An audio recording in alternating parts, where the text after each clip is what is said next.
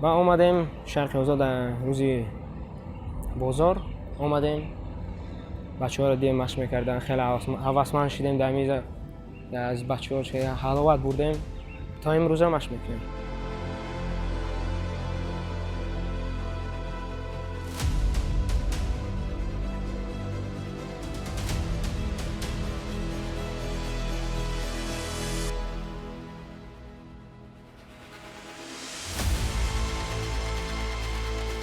اساسا همین مشکلی ما در مشق زل خود را نداشتن است.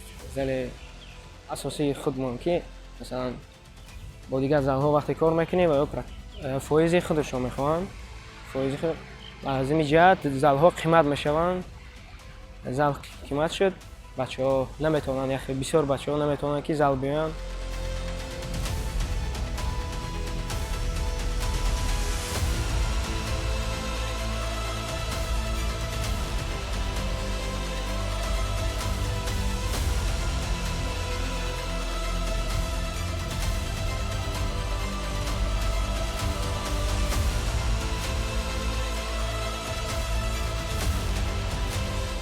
از همه کودک‌ها را از بیهوده‌گردی، سیگار کشی مثلا یگان کارهای بد کردن بهتر است که بیاین اینجا مشق کنند.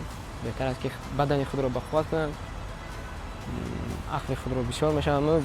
آدمی که همه سپورت مشغول است عقلش هم بسیار میشود از جهتی که کار میکنه یک الیمنت رو میسنجد دست افزایش مغز سر هم فایده دارد.